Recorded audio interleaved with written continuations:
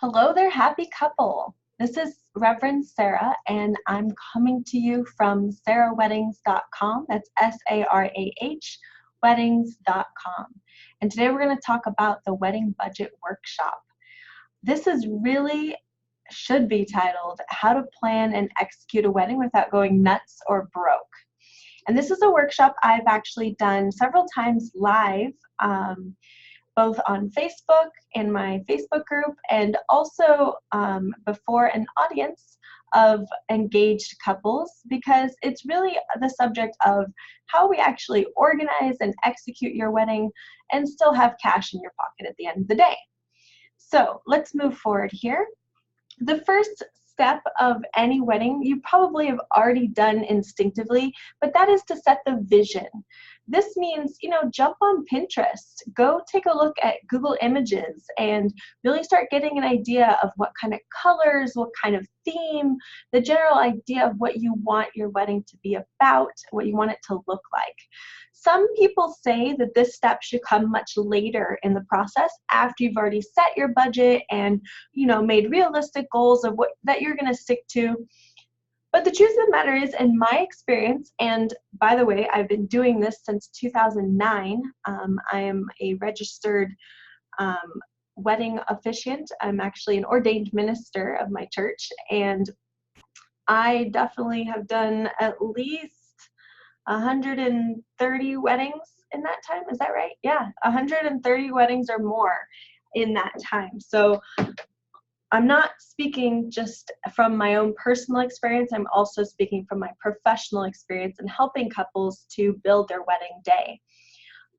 So with that being said, the reason why I suggest setting your vision first before you set your budget is because this is hopefully your only chance to have your wedding go your way. So, it's true, we're going to stick to a budget, and I'm going to show you exactly how we do that in this video. But the truth of the matter is, I want you to dream big. I want you to take a look at that vision and, make it a reality. This is what I've done for my clients over the last, 10 years now, is really help them to shape their dream into reality on the big day in a way that, confines to the budgetary requirements that you have. So, I want you to dream big here. Don't limit yourself. Just start dreaming and start looking and, create pin boards and save clippings and, go through all the wedding magazines and really get excited. Because at the end of the day, it's not about your budget. It's about the future that you guys are creating for each other and for yourselves.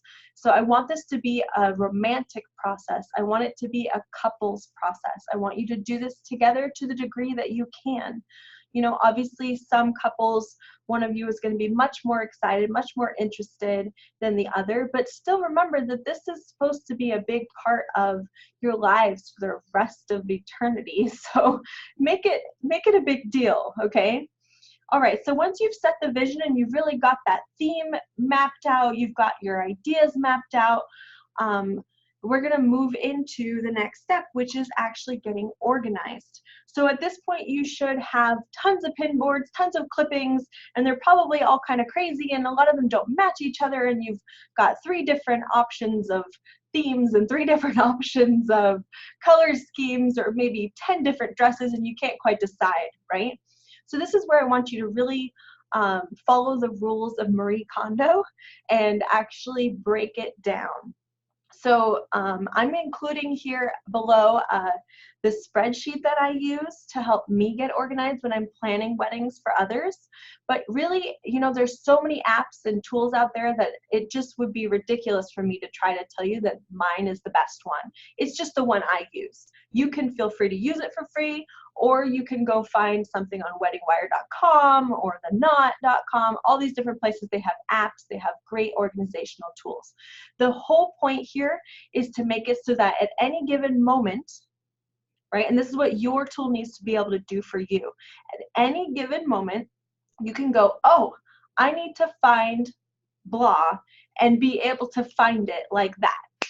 Okay, so If your tool is able to do that for you, good. If it's not, then use mine or find a different one. But that's the purpose. You've got to get organized, because what we don't want to have happen is that the planning stage of your wedding leading up to the big day puts such a strain on your relationship that doubts start to creep in. We don't want that. We want every single step of the way to seem like a joy.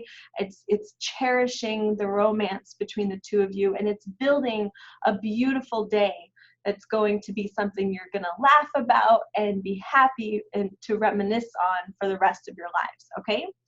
Good. So get organized. Next, now it's time to start assessing your finances. Now, when I say this, later on we're going to get into other different ways to come up with more income to, or more financial assets in order to build your budget. But for right now, I want you to just take a look at your own bank account, yours and your fiance's, and take a look. Do you have any savings that could be put towards this? Do you have any room on credit cards if you're willing to do that? Does maybe taking out a personal loan make sense to you? How is it that you plan to spend your own money, and how much is really gonna be too much for you? If it's a choice between putting a down payment for your first home or having that one extra really little awesome thing that you wanted to have at the wedding, then it might be a wise decision to, cut back on the budget a little bit, but have a beautiful home to live in for the rest of your lives together, and you can build a family. So really make an assessment between the two of you and come to some decisions here on exactly what it is that your priorities are. For every wedding, and I tell you this, even the most wealthy clients I've ever done this for, there are always going to be big, better things that you could spend the money on.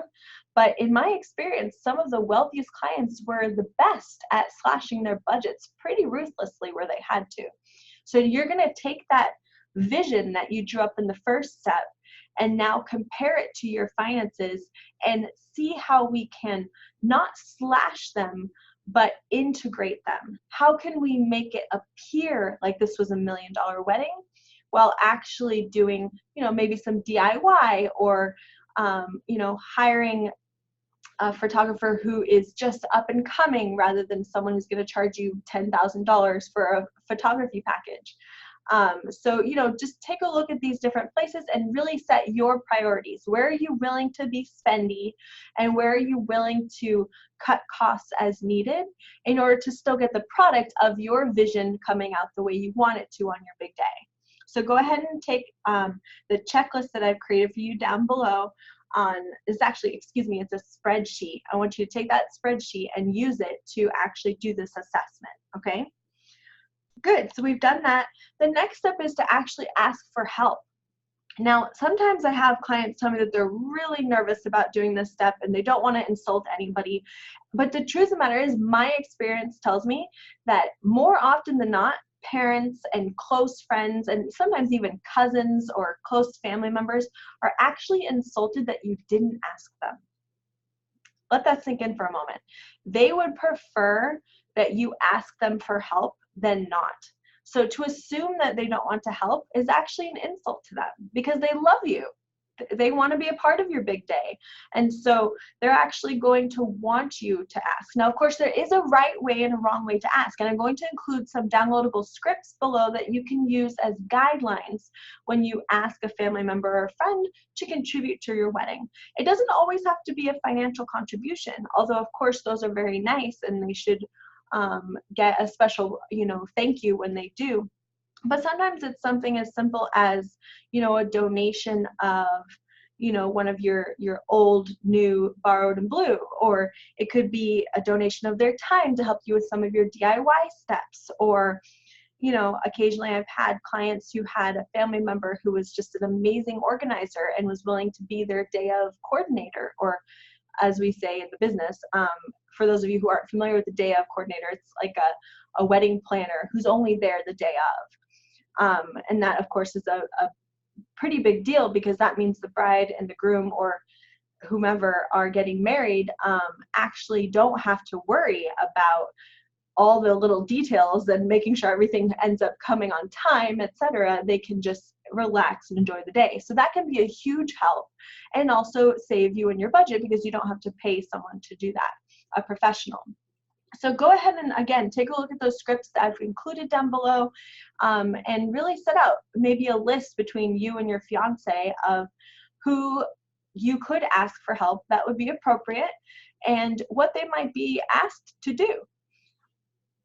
All right, the next thing is to really create a budget you can actually stick to. So now that you've gotten all of that out of the road, you've looked at your finances, you've asked anyone who could be possibly considered to help, and you've also got your vision kind of laid out, you've got your theme, you've got all your different choices of what you want to do. I have one more big tip for you on, again, creating a budget you can actually stick to. And this is, go ahead and choose a venue and catering that costs no more than 50% of your overall budget. Now, here's what that's going to do for you. It's going to give you a lot of discretionary income to do the little details, because I'm telling you right now, wedding planning is all about the little details. With the tiny little details, you can make a wedding seem incredibly lavish when almost everything was bought at the dollar store or online at some like Chinese shipping company. So just remember that if you can get your venue and all the catering under 50% of your budget, you will have so much to play with at that point that you can create that beautiful vision you were looking at, and make it all look and feel and seem like a really beautiful wedding, on, you know, the kind of budget that a normal average person could actually afford.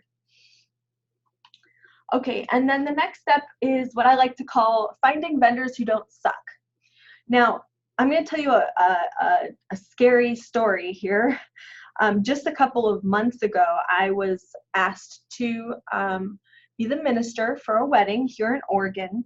I don't do that too often anymore, but I liked the couple and I wanted to be there for them, so I showed up, and I knew that they were on a bit of a budget.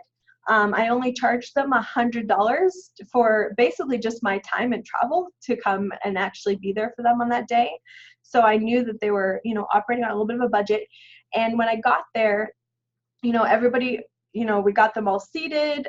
We went through the ceremony a few times just to drill it, and then everybody was seated and we were ready to roll.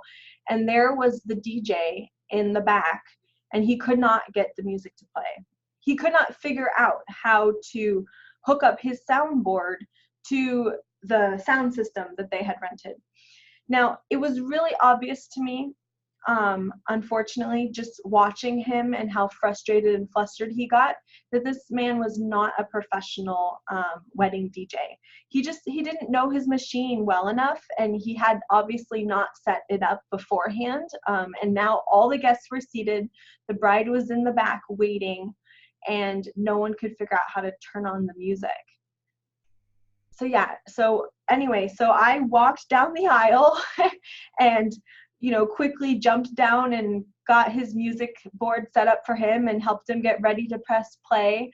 And then I walked calmly back down the aisle and stood at the top where I was supposed to be. And the bride started walking down and everything was going fine. And then halfway through, the man, I guess he was just so flustered at that point and so embarrassed that I had to step in and help him that he must have hit something. And halfway down the aisle, the bride's walking and the music shuts off again. And then there's like this huge feedback, and then it turned back on again. So you can just imagine that was like her one moment. That was her one big moment. And I felt so bad for this bride. So I share this story with you, not to give you nightmares, but just to remind you of the first point on this part of my presentation of finding vendors who don't suck. It's not that that man was a bad man. He, you know, obviously was not drilled. And that's what I'm urging you to do, is to choose people who are professional and who are artists. In my experience, artists and professionals are the ones who do a good job. So don't choose someone who, you know, only has like 1 or 2 reviews and you've never heard of them before. Go ahead and actually invest your money in people who know what they're doing, because those are the things that can make or break your big day. So if you can't afford someone who, is a complete professional, has done it forever, then find someone who's a complete artist and is going to give you that talented artistic eye when it comes to what they're doing, because they will protect your big day with all of their heart, if not their experience. Okay, the next thing I recommend is always meeting your vendors face to face. Now, in this day and age, there's no excuse for not doing this. Even if you're having a, gosh, I'm pulling a blank here. Even if you're having a destination wedding, thank you, that's the word. Even if you're having a destination wedding, in this day of the internet, anybody can jump on a video call. So always meet them face to face, whether in person or over video, before you sign a contract. So feel them out, decide if you like their energy. Are they able to easily answer your questions? Do they sound like they know what they're doing?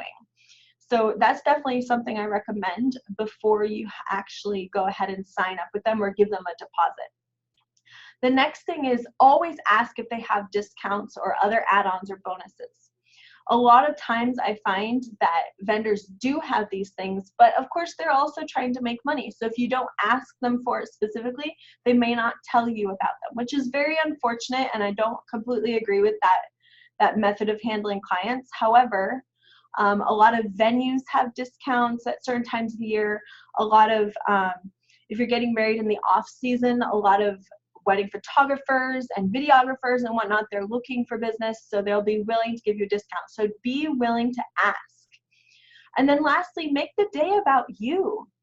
This is really about the two of you actually being happy. So use a wedding planning professional, or at least find a close friend who is, fairly organized and can help you coordinate that day of, okay? All right, so those are my tips for you on the Wedding Budget Workshop. Thank you so much for joining me, and I hope I hear from you soon on doing your ceremony vision board. A ceremony vision board is the step I do before the wedding ever begins, where we actually lay out your couple story and exactly what you want to be saying. We can help you write vows. We can help you just make sure your whole ceremony flows. And this is something I can do over video call, conference call, or we can do what I call wine and plan. It's not wine like whining, but actually I'll take you out to dinner if you're local here in Portland, and we can do it over dinner and drinks, okay? So go ahead and contact me. Again, that was sarahweddings.com, S-A-R-A-H, weddings.com, and I look forward to speaking to you soon. Bye.